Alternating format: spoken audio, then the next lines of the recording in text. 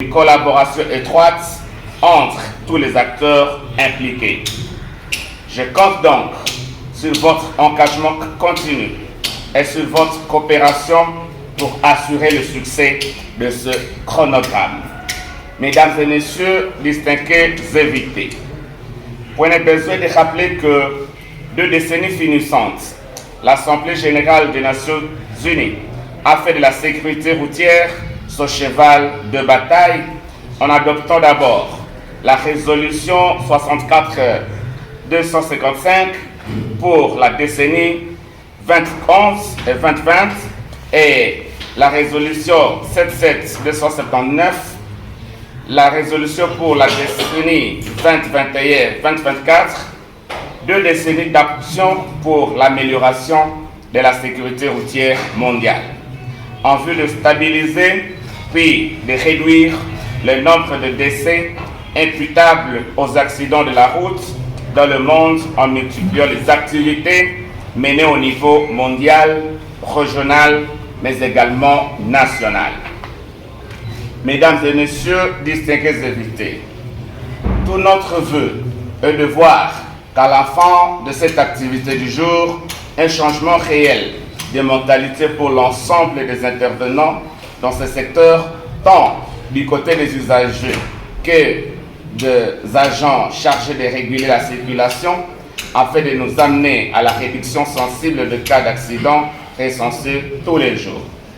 En fait, j'exhorte toutes les parties prenantes de mener des actions favorisant la sécurité routière inspirées par les plans d'action mis en place par la Commission nationale de prévention routière du Nord Kivu Saint-Père en sigle et qui sera validé au cours de cet atelier.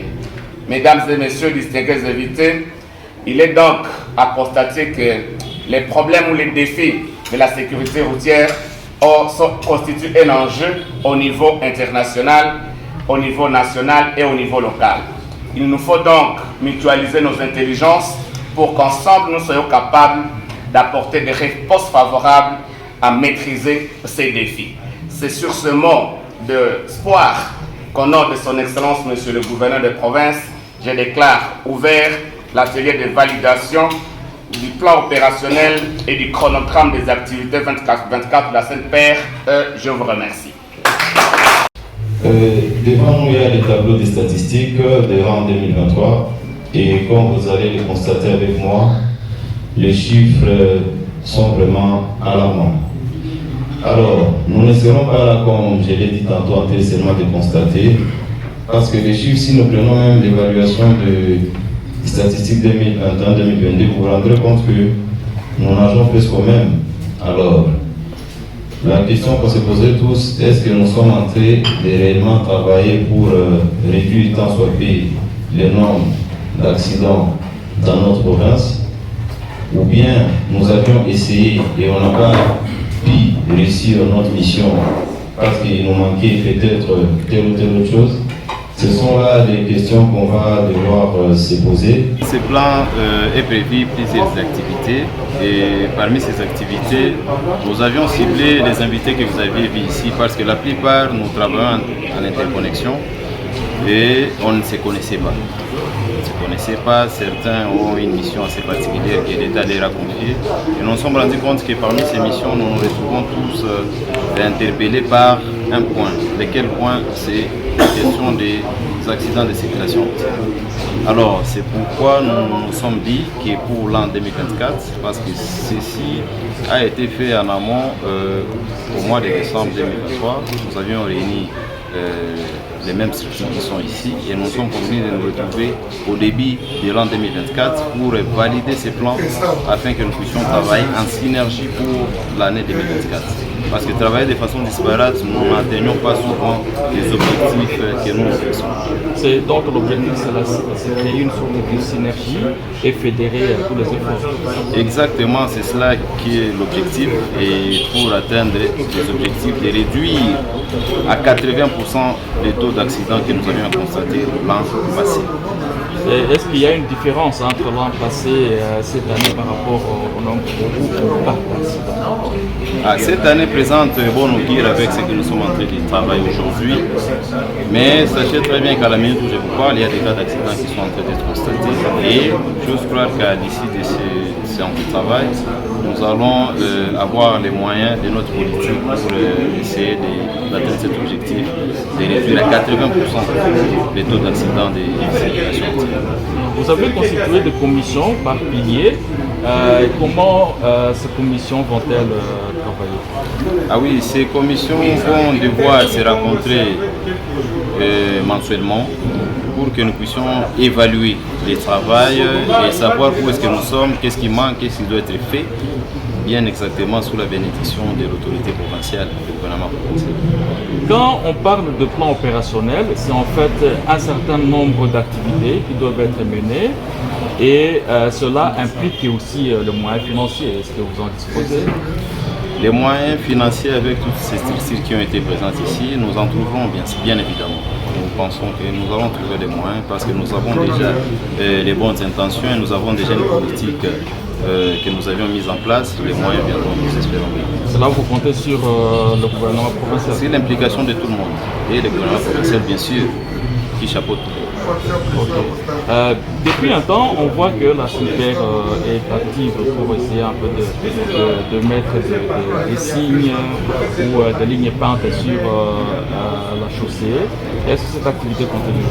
Exactement, cette activité, comme vous allez le constater, c'est chaque week-end que nous sommes sur la chaussée. Et ça, c'est notre travail de tous les jours. Je l'ai dit ici en séance de travail, que ce soit 1 mètre ou 2 mètres, avec nos propres moyens de la SNPR, nous ferons parler nos routes. Ça dépend de la sécurité routière. Nous n'aménageons qu'un effort pour répondre à ces besoins-là, bien que nous sommes dans une situation d'insécurité qui ne nous permet pas aussi de travailler comme il se doit. Mais la protection des vies humaines sur la chaussée est notre cheval de bataille et nous n'aménageons qu'un effort, comme je l'ai dit, pour faire ce travail de balisage. Et donc, comme vous venez de l'indiquer, bien sûr, l'insécurité, c'est parmi les facteurs limitants. Exactement. Est-ce qu'actuellement, vous parvenez quand même à maintenir quand même le contact avec vos autres agents dans votre ville de la province et territoire? Oui, nous travaillons comme d'habitude, mais nous avons l'antenne de Rutshuru qui est impactée négativement par l'insécurité. Il y a aussi l'antenne de Masisi tout récemment. Et lorsque nous prenons la situation de tous ces agents qui ont eu à travailler là-bas, aujourd'hui sont des rescapés de la guerre et comprenez vraiment que nous sommes dans une situation difficile, pour ne pas dire chaotique. Monsieur le directeur, merci. Merci aussi. Lakini kwa Kiswahili sitakuacha tuambie kwa leo mmekutanika, tunaweza kufahamu nini katika kikao ambacho mmekiendesha siku ya leo? Kikao ya leo ilikuwa ya kukutanisha magroup kwa groupe de travail ililomba tutumike na intervenant bote ba msekter ya transport na bale tunakuta wanajikuta d'une manière directe ou indirecte lié mwili secteur ya transport wote walialikwa hapa bien sûr sous la bénédiction ya autorité provinciale mwenye alikuwa hapa le conseiller en charge du transport et voies de communication. Ndio vile tulikusanyika hapa ili kupata majibu juu ya situation ya accident mu province yetu ya Nord. Na mmefanya nini? Objectif yenu ilikuwa ni nini na kitu gani ambacho kwa leo mmeamua sasa ili mpiganishe hizo ajali nyingi ambazo zimerekodiwa barabarani? Objectif ya kwanza ilikuwa kujuana, kujua nani anafanya kazi gani na kujua kisi gani ya kukanalize ile kazi njia moja ili tupate majibu zenye population inachunga kwetu sisi. Ujumbe sijui kwa mwisho unaambia nini watembezaji gari hata hizo commission mbalimbali ambazo mmekutanika? Watembezaji gari wakuwe wajifere recycle, wasome. Utajifunza gari mpango mbani kuyasoma kwenye service ya SNPR na waheshimu maalama zetu natia barabarani. Ataheshimu namna gani? Ataheshimu akisoma, akijua maana ya ile alama tukisia kwenye barabara. Ambao umekuwa barabarani.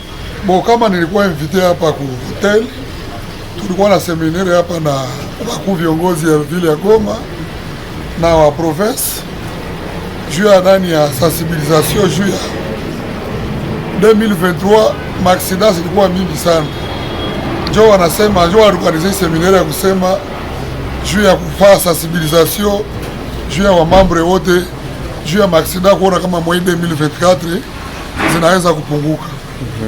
Na nyinyi mtachangia hizo zipunguke sagizi sekta ya moto. Njo kwa hiyo na sisi tunasema kama tuko tayari kwa kusensibilize wa motari jinsi wa pite ku recyclage juu ya kuona kama mwe sekta yetu maaksida zinaweza kupunguka. Mimi nawaza sisi tu kwanza bwana mpashabari, mnajua kama malgré mwezi maaksida zote zenyewe wanasema kaza wa motari zinakuwa za mingi sana.